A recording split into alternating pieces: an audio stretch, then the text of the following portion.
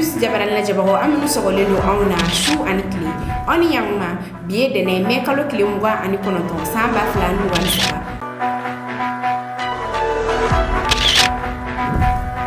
kuna foni folo Mali gouvernement et États-Unis jabi nambore no ambitaka Burkina Niger jamana kuntiki Mohamed Bazoum awilino adeliko la kurai zena akena kwa kota ka nyeshi Burkina de ma kuna foni wala li amno di awma aka flash info konnana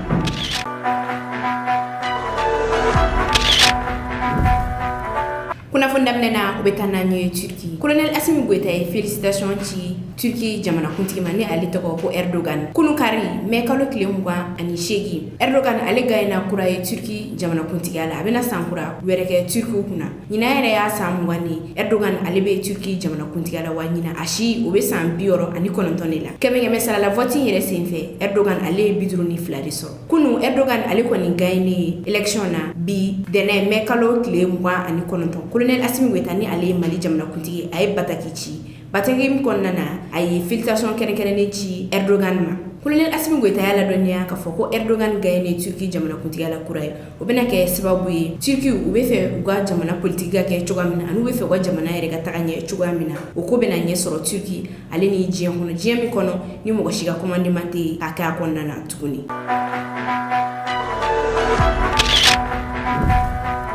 Abisimila reflection info konnana Mali gouvernement et États-Unis jabi kuno kari me kalo kilemwa ani sheki Mali gouvernement ale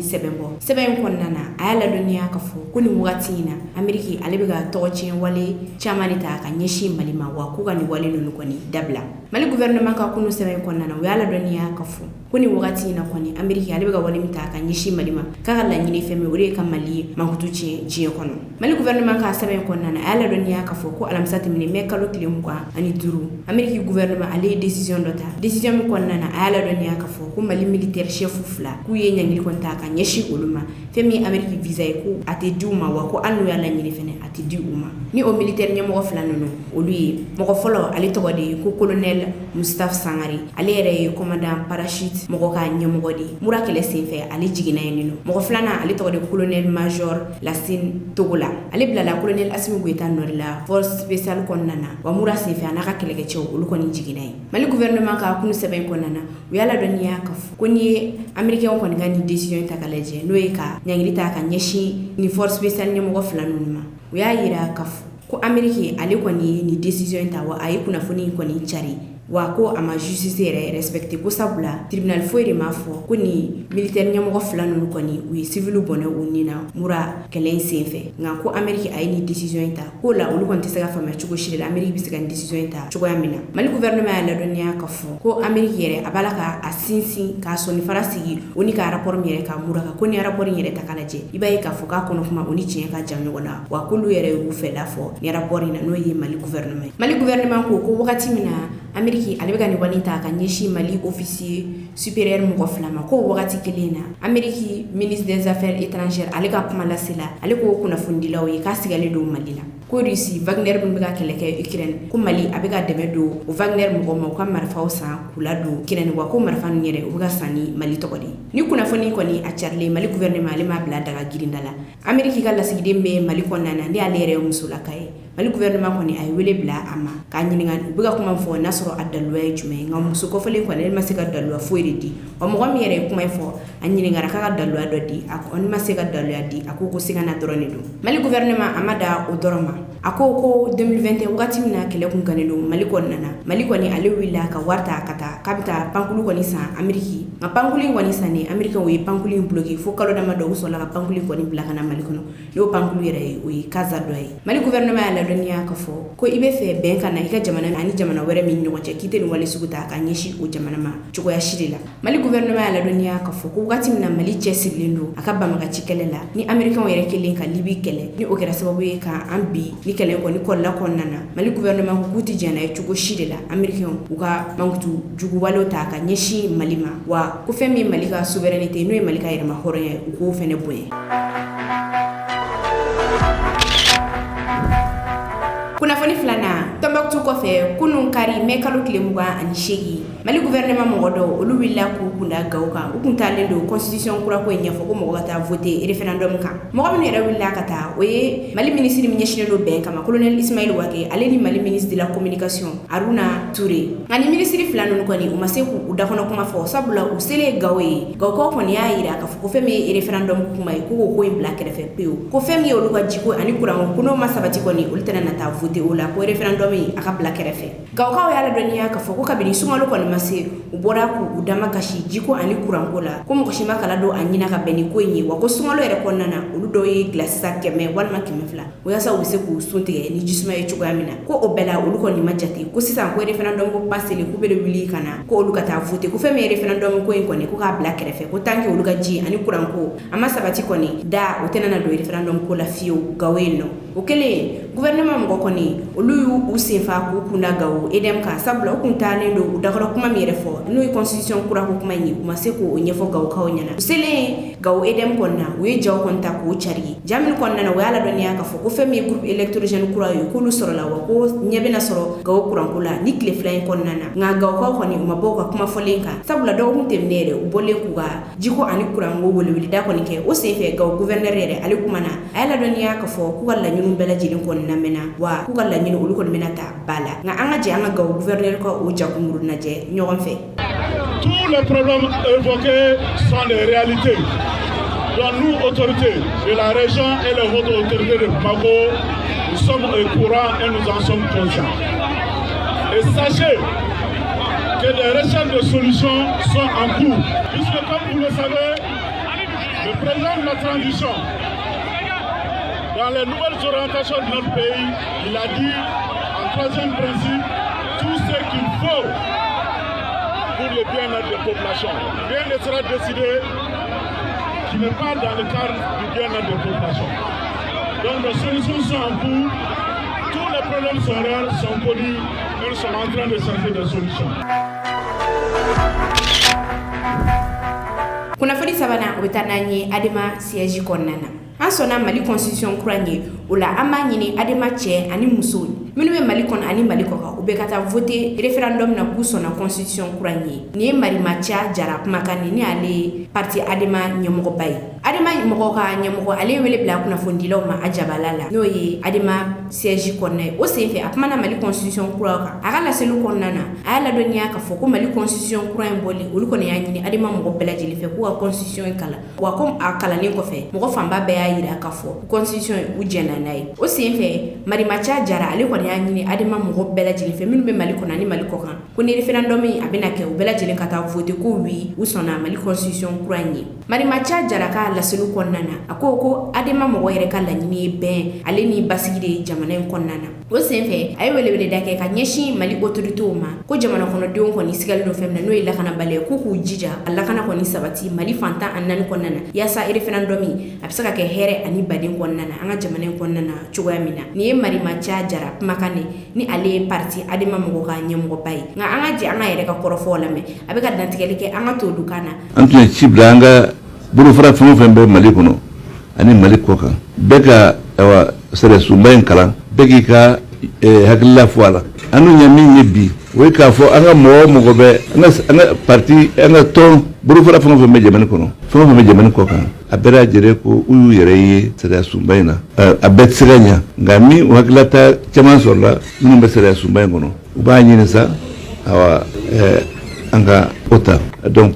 parti ɲɛmɔgɔsoba o y'o sɛgɛsɛgɛlen o bɛnna kan k'a fɔ n'a bɛ ten nɔ an sɔnna Mali sariyasunba min bɛra ka dilan kura in an sɔnna a na an bɛna fɔ an ka tɔnden bɛɛ ye minnu bɛ Mali kɔnɔ ani minnu tɛ Mali kɔnɔ bɛɛ lajɛlen ka vote a ye o b'a to awa jamana bɛ basigi anw ka ɲinifɛn ye min ye bi o ye jamana basigili ye jamana dun tɛna se ka basigi ni fɛn minnu kan ka kɛ awa n'olu ma kɛ an y'a min fana ɲini an y'a ɲini jamana ɲɛmɔgɔw fɛ u ka fɛɛrɛ bɛɛ tigɛ gɛlɛya o gɛlɛya ni bɛɛ sigalen b'a rɔ n'o ye hakilisigibaliya ye n'o ye insécurité tubabukan na u ka fɛɛrɛ ɲini min b'a to a tɛna an bali ka élection in kɛ ka référendum in kɛ hɛrɛ ni baden la k'a kɛ k'a dafa k'a kɛ k'a ɲɛ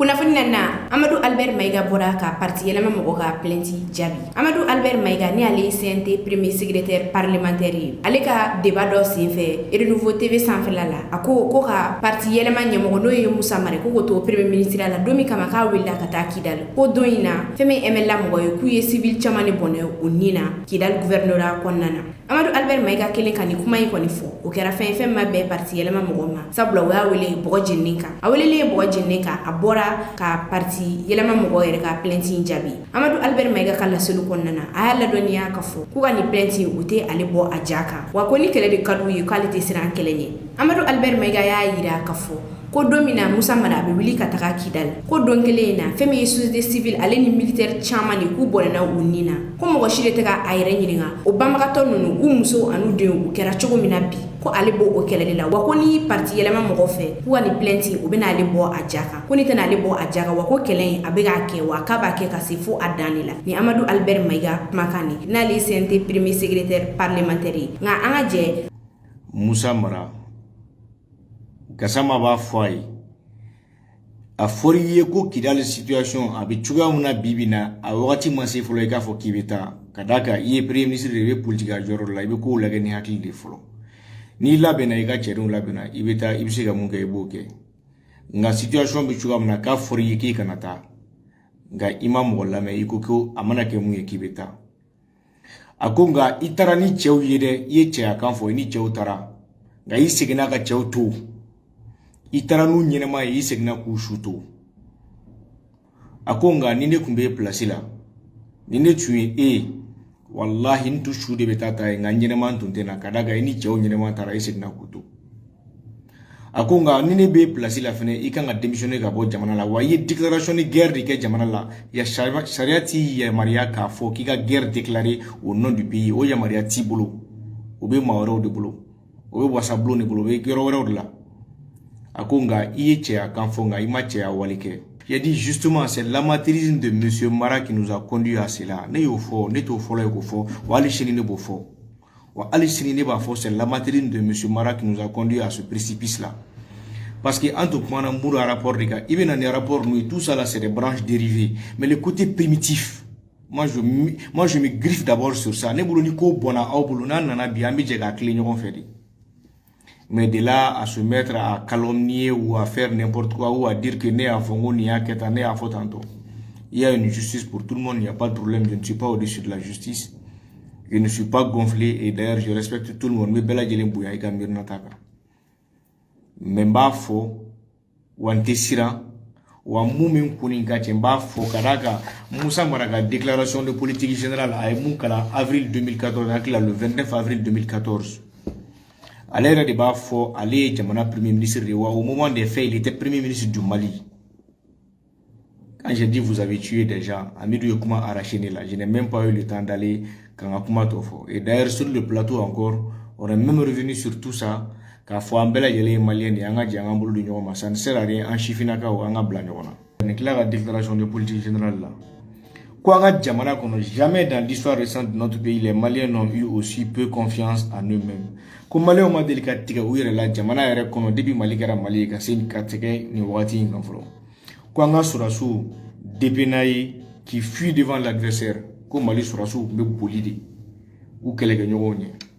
Est-ce que Mokokan ni Kumasu est beau à Dakono devant un parlement, qui gagne Djamana Tchedon be bolide, comme Mali Surasu de Tumbe Boula, rebelunye, wala Bamachi, wala Tigla Moronye. Est-ce qu'il n'y a Kumaye Mokobe Kumamfo? Iko Mali Surasu de Tumbe Bouli. Mais pour être à Kidal,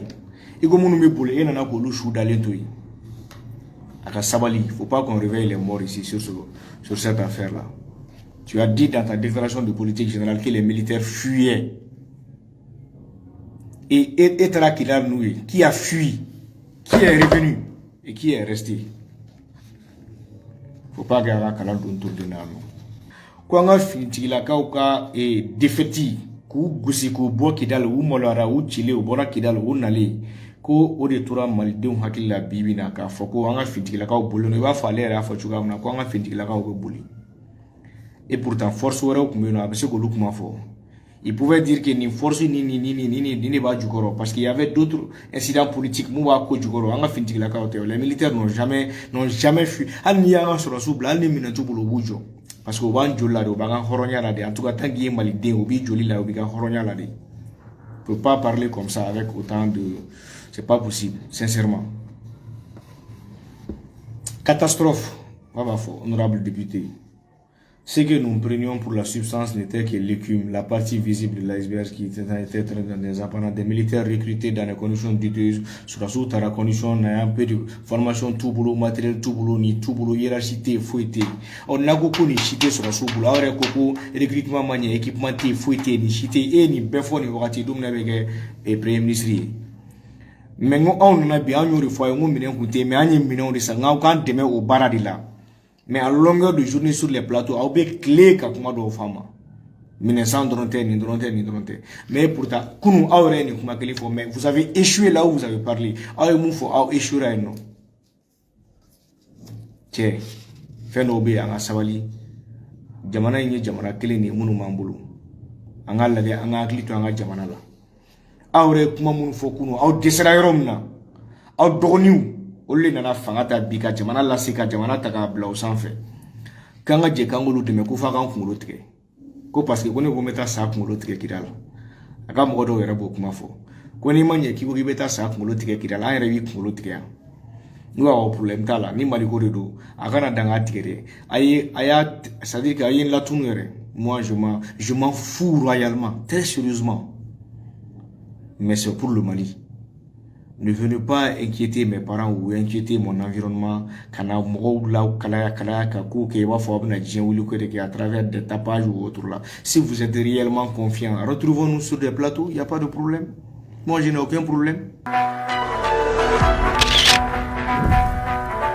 Kunnafoni duruna Mohamed Bazoum wila adelikula kuraye. Jumado Niger jamana kuntigi Mohamed Bazoum aliga kunnafoni dido sete abagala Burkina ma. Ayala doniya kafo ko Burkina jamana kuntigi Captain Ibrahim Traoré ko kele doga jigida civilu kan ko ka marfa ta duma ko ka bamaga cikeleke. Mohamed Bazoum ya yira kafo ko ka soro bamaga chu yere be sekele la katemi Burkina militaire kan nga ko deme baga kon be olu yere la. Niger jamana kuntigi ka jumado la selu sente ayala doniya kafo ko tagabolo me Burkina jamana nyamogo bolo ko tagabolo a donen do wa ka yira kaba Mohamed Bazoum kan ni kuma nun kon kera fem mabe Burkina ma o kum kon konnana Burkina gouvernement ka kuma la sela ali bora ka Mohamed Bazoum jabi Burkina gouvernement ka kuma la sela ka la selu kon konnana aya yira kafo ko Mohamed Bazoum abeka kuma min fo ko ni kuma shuli kuma odi ko sabula wakati mina kera biga jamana konnana ko saniga wili ki nyeshiga armema ko akelen taka buidala ki be wili ka fori kafo ko deme baga be ibolo Burkina gouvernement ka la selu kon konnana ay tashi blake ka nyeshi Niger militaire ma akoko ni kelena kama Niger militaire la nga ko gela yere kera femi ko nyamo wadi ti Niger militaire la ko note ko nyamo ko mewula ko Mohamed Bazoum asigi ko mamno fo ka kunti son ko lufo nga anga je anga Mohamed Bazoum kan ni kuma no yere la me ni ale Niger jamana kuntigi ale ni Burkina gouvernement nga kuma la sela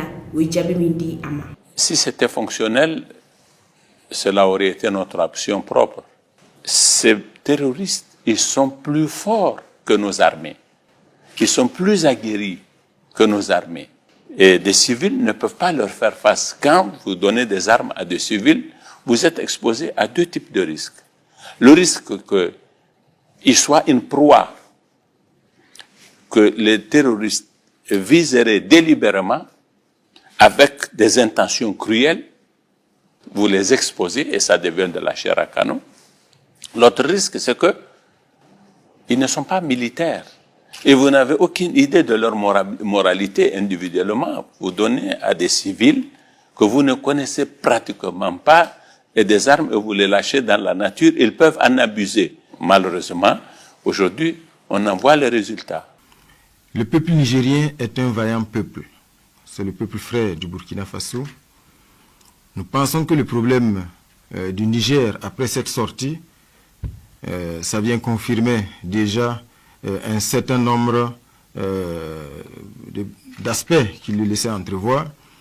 Le Niger n'a aucun problème avec son armée parce qu'elle est vaillante. Le peuple frère du Niger est un peuple vaillant. Le Niger a surtout un problème de leadership. Et cette sortie malheureuse vient le confirmer. C'est d'autant plus déplorable, cette sortie du président nigérien, qui en filigrane à la faiblesse de penser que cette guerre, nous pouvons la sous-traiter, si je peux le dire ainsi. Ça veut dire quoi? Confier donc cette guerre à des armées venues de contrées lointaines et avoir une courte vue en pensant que des soldats vont quitter donc l'Occident et venir se sacrifier de façon désintéressée pour nos pays, pour le destin de nos pays.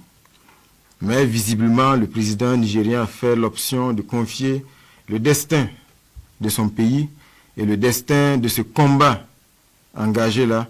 à des pays étrangers. Et cette interview, selon nous, n'avait d'autres objectifs que de faire plaisir justement aux pays d'origine donc de ces contingents déployés donc au Niger. Et cela se voit également à travers, bien sûr, l'organe auquel cette interview exclusive a également été accordée. Contrairement au président nigérien, toute la dynamique de la transition aujourd'hui, toute la dynamique de reconquête de notre territoire est fondée sur notre conviction intime et profonde que le peuple burkinabé, que nos vaillantes forces de défense et de sécurité, que nos volontaires pour la défense de la patrie, soutenus par le peuple dans son ensemble et sous le leadership du chef de l'État, son Excellence le capitaine Ibrahim Traoré, ce peuple-là uni va relever les défis. Nous allons reconquérir notre territoire, nous allons ramener la paix par nous-mêmes. ine kunyi agabi flash foye kada okluka oni che okana mel kun mana anga fuliwe an laje baga belajeli kren yana minu be kan laje ka bo libi o kan be wakati were on mina fendo kala on ni angaje angola met vous avez dit non que vous allez vous rendre au niveau du gouvernement. Vous avez parlé en homme, mais vous n'avez pas travaillé en homme. Nous avons des pères de famille qui sont morts, des préfets et autres, des militaires. Si j'étais vous, on dit je devrais mourir avec eux. Mais vous avez fui, vous êtes parti vous réfugier à l'aménagement. Secondo, vous avez fait une déclaration de guerre. Et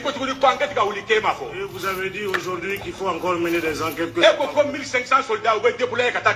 aviez dit que 1500 soldats étaient déployés à Kidal. Le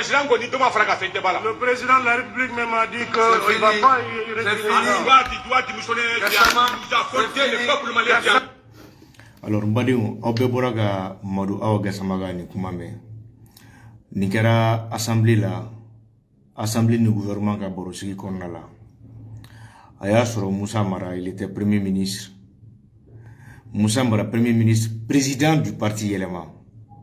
Mbafo alinte tamakia. Moussa Mara gasama ba foi a foriye ko Kidal situation abi chuga muna bibina a wakati manse folo ka fo kibeta kadaka iye premier ministre de politique joro la ibe ko laga ni hakili de folo ni labena iga cheru labena ibeta ibisiga munga eboke nga situation bi chuga muna ka foriye ki kanata nga imam wala me iko ko amana ke mu kibeta akonga itarani chew yede ye che akan fo ni chew tara nga isigina ka chew tu itaranu nyinema yisigna ku shuto akonga ninde kumbe place la ninde tuye wallahi ntu shude betata nga nyinema ntuntena kadaga ini chew nyinema tara yisigna kutu akonga ninde be place la fene ikanga démissionner ka bo jamana la wa ye déclaration de guerre de ke jamana la ya shariati ya maria ka fo ki ka guerre déclarée au nom du pays o ya maria tibulu o be mawro de bulu o be wasablu ne bulu be gero wero de la akonga iye che akanfonga imache ya walike badi oneni yelama mgo ani mgo do kumbe barula renouveau plateau ka badi ke ani intergue do ngabunya bayoro no amidu chena mbabunya karaka ne reflet débat de kadni contradiction de kadni e ka fo kuntate che ne ga illa nguta che ne ki démonter ou e ga ne démonter anga nyogo fo atla ga nyogo soro tuguna nga damne moi c'est o di kadnere transition fangare do anya ka fo mo be ga essayer di mo munu amunu meta transition débat contradictoire la bi amachande ango tien fo nyogo mɔgɔw bɛ kule la o minnu bɛ taa contradiction na a man ca. Il faut trouver un moyen subtil maintenant minnu bɛ taa contradiction na k'olu bɔ yen pour que IBK tile anw IBK ka mɔgɔw bɔ plateau kan cogoya min na ni kumada kun t'u bolo pour que o kuma kelen ka segin ka na donc 4 invités ka se ka ɲɔgɔn sɔrɔ plateau kan pour que u ka se k'u da sago fɔ et u bɛ sɔrɔ ka Maliens préparer inconsciemment à des choses qui ne sont pas exactes. Mais ne t'o mɔgɔ ye tant que fanga dɔɔni bɛ na tant que énergie dɔɔni bɛ na n bɛ taa débat la o hukumu de kɔnɔna la hakili la kuma kɔnɔna la ne b'a fɔ n ko Amidou Mango parti yɛlɛma de dabiri quelque chose comme ça ngo ils sont inconstants. M'a fɔ Amidou Mango vous avez tué des gens. Kuma do baro kɔnɔna de do ne yɛrɛ ma tilan ka kuma la Amidou a arraché la parole, il a parlé. Donc a parole arrachée quand il a parlé a kuma na ne y'a to a ka tila parce que ne tun man ka tilan ka idée fɔli la. Et quand j'ai repris la parole, j'ai dit non, allez, Marat Trofoye, non, comment qu'on a là, un premier ministre, j'ai dit justement, c'est l'amateurisme de monsieur Marat qui nous a conduit à cela. Ne yo fo, ne to fo la yo fo, ou allez chez ne bofo. Ou allez chez ne bofo, c'est l'amateurisme de monsieur Marat qui nous a conduit à ce précipice-là. Parce que, en tout cas, on a un rapport, il y a un rapport, nous, tout ça là, c'est des branches dérivées. Mais le côté primitif, moi, je me griffe d'abord sur ça. Ne bouloni ko bona, au boulona, nana, bien, mais j'ai gâté les fait. Mais de là à se mettre à calomnier ou à faire n'importe quoi ou à dire que né à Fongo ni à Keta né à Fotanto. Il y a une justice pour tout le monde, il n'y a pas de problème, je ne suis pas au-dessus de la justice. Je ne suis pas gonflé et d'ailleurs je respecte tout le monde. Mais bella jelen bouya ika mirna taka. Mais mba fo wante sira wa mumin kuninga mba fo karaka Moussa Maraka déclaration de politique générale à Moukala avril 2014 le 29 avril 2014. À l'ère de Bafo, allez, Jamana Premier ministre Rewa, au moment des faits, il était Premier ministre du Mali.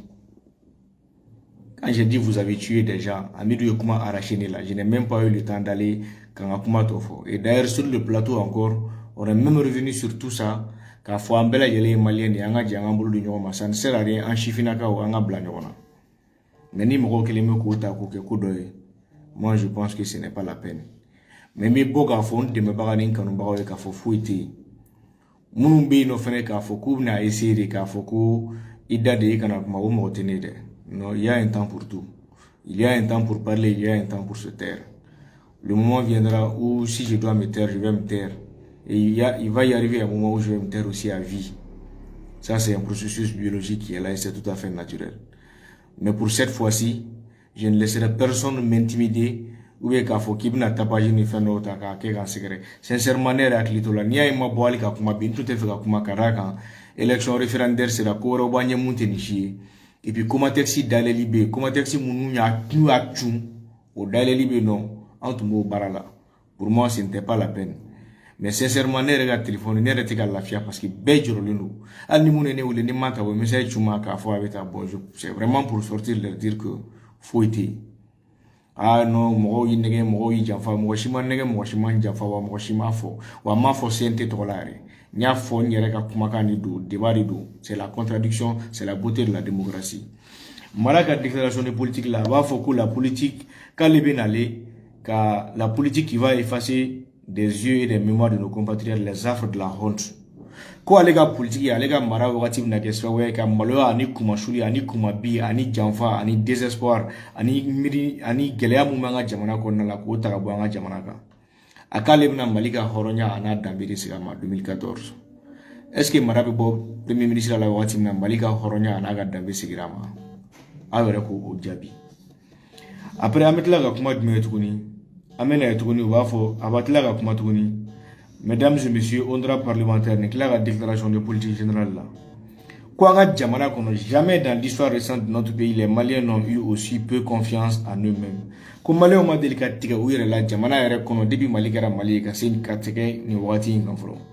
Quoi Surasu, dépenaï qui fuit devant l'adversaire, comme Mali Surasu, me bolide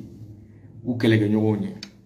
Est-ce que mɔgɔ kan ka nin kuma sugu yɛrɛ bɔ a da kɔnɔ devant un parlement k'i ka jamana cɛdenw bɛ boli de ko Mali sɔrɔsiw de tun bɛ bolila rebelles ɲɛ wala banbagaci wale tigilamɔgɔw ɲɛ est-ce que nin ye kuma ye mɔgɔ bɛ kuma mun fɔ